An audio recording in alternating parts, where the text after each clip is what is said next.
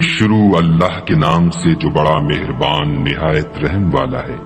اے پیغمبر صلی اللہ علیہ وآلہ وسلم، جو عورت تم سے اپنے شوہر کے بارے میں بحث و جدال کرتی اور خدا سے شکایت رنج و ملال کرتی تھی، خدا نے اس کی التجا سن لی اور خدا تم دونوں کی گفتگو سن رہا تھا۔ کچھ شک نہیں کہ خدا سنتا دیکھتا ہے۔ جو لوگ تم میں سے اپنی عورتوں کو ماں کہہ دیتے ہیں، وہ ان کی مائیں نہیں ہو جاتی۔ ان کی مائیں تو وہی ہیں جن کے بطن سے وہ پیدا ہوئے۔ بے شک وہ نامعقول اور جھوٹی بات کہتے ہیں، اور خدا بڑا معاف کرنے والا اور بخشنے والا ہے۔ اور جو لوگ اپنی بیویوں کو ماں کہہ بیٹھیں پھر اپنے قول سے رجوع کر لیں تو ان کو ہم بستر ہونے سے پہلے ایک غلام آزاد کرنا ضرور ہے۔ مومنوں، اس حکم سے تم کو نصیحت کی جاتی ہے، اور جو کچھ تم کرتے ہو خدا اس سے خبردار ہے۔ جس کو غلام نہ ملے وہ مجامعت سے پہلے متواتر 2 مہینے کے روزے رکھے۔ جس کو اس کا بھی مقدور نہ ہو اسے 60 محتاجوں کو کھانا کھلانا چاہیے۔ یہ حکم اس لیے ہے کہ تم خدا اور رسول کے فرما بردار ہو جاؤ، اور یہ خدا کی حدیں ہیں، اور نہ ماننے والوں کے لیے درد دینے والا عذاب ہے۔ جو لوگ خدا اور اس کے رسول کی مخالفت کرتے ہیں وہ اسی طرح ذلیل کیے جائیں گے جس طرح ان سے پہلے لوگ ذلیل کیے گئے تھے، اور ہم نے صاف اور صریح آیتیں نازل کر دی ہیں۔ جو نہیں مانتے ان کو ذلت کا عذاب ہوگا۔ جس دن خدا ان سب کو جلا اٹھائے گا تو جو کام وہ کرتے رہے ان کو جتائے گا۔ خدا کو وہ سب کام یاد ہیں اور یہ ان کو بھول گئے ہیں، اور خدا ہر چیز سے واقف ہے۔ کیا تم کو معلوم نہیں کہ جو کچھ آسمانوں میں ہے اور جو کچھ زمین میں ہے خدا کو سب معلوم ہے؟ کسی جگہ 3 شخصوں کا مجمع اور کانوں میں صلاح و مشورہ نہیں ہوتا مگر وہ ان میں چوتھا ہوتا ہے، اور نہ کہیں 5 کا مگر وہ ان میں چھٹا ہوتا ہے، اور نہ اس سے کم یا زیادہ مگر وہ ان کے ساتھ ہوتا ہے، خواہ وہ کہیں ہوں۔ پھر جو کام یہ کرتے رہے ہیں قیامت کے دن وہ ایک ایک ان کو بتائے گا۔ بے شک خدا ہر چیز سے واقف ہے۔ کیا تم نے ان لوگوں کو نہیں دیکھا جن کو سرگوشیاں کرنے سے منع کیا گیا تھا، پھر جس کام سے منع کیا گیا تھا وہی پھر کرنے لگے؟ اور یہ تو گناہ اور ظلم اور رسول خدا کی نافرمانی کی سرگوشیاں کرتے ہیں۔ اور جب تمہارے پاس آتے ہیں تو جس کلمے سے خدا نے تم کو دعا نہیں دی اس سے تمہیں دعا دیتے ہیں، اور اپنے دل میں کہتے ہیں کہ اگر یہ واقعی پیغمبر ہیں تو جو کچھ ہم کہتے ہیں خدا ہمیں اس کی سزا کیوں نہیں دیتا؟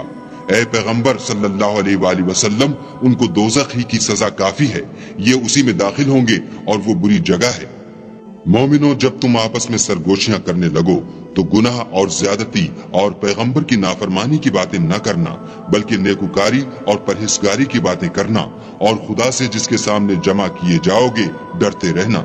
کافروں کی سرگوشیاں تو شیطان کی حرکات سے ہیں، جو اس لیے کی جاتی ہیں کہ مومن ان سے غمناک ہوں، مگر خدا کے حکم کے سوا ان سے انہیں کچھ نقصان نہیں پہنچ سکتا۔ تو مومنوں کو چاہیے کہ خدا ہی پر بھروسہ رکھیں۔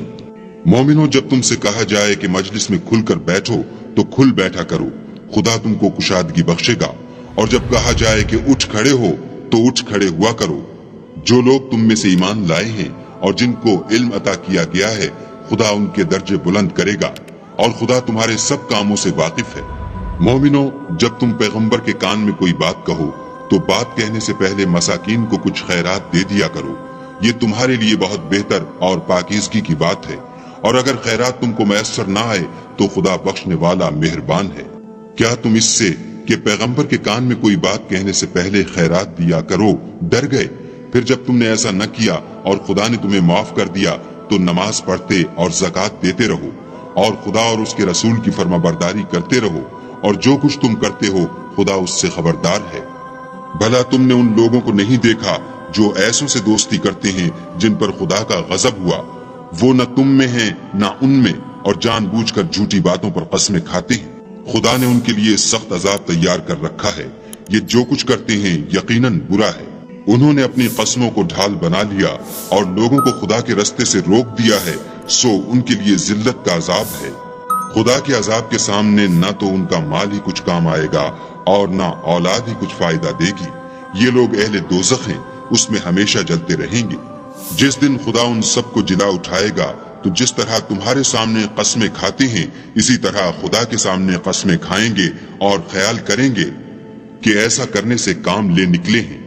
دیکھو یہ جھوٹے اور برسر غلط ہیں۔ شیطان نے ان کو قابو میں کر لیا ہے اور خدا کی یاد ان کو بھلا دی ہے۔ یہ جماعت شیطان کا لشکر ہے، اور سن رکھو کہ شیطان کا لشکر نقصان اٹھانے والا ہے۔ جو لوگ خدا اور اس کے رسول کی مخالفت کرتے ہیں وہ نہایت ذلیل ہوں گے۔ خدا کا حکم ناطق ہے کہ میں اور میرے پیغمبر ضرور غالب رہیں گے، بے شک خدا زوراور اور زبردست ہے۔ جو لوگ خدا پر اور روز قیامت پر ایمان رکھتے ہیں تم ان کو خدا اور اس کے رسول کے دشمنوں سے دوستی کرتے ہوئے نہ دیکھو گے، خواہ وہ ان کے باپ یا بیٹے یا بھائی یا خاندان ہی کے لوگ ہوں۔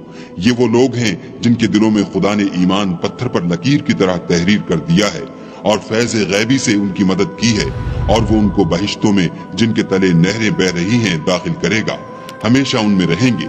خدا ان سے خوش اور وہ خدا سے خوش۔ یہی گروہ خدا کا لشکر ہے، اور سن رکھو کہ خدا ہی کا لشکر مراد حاصل کرنے والا ہے۔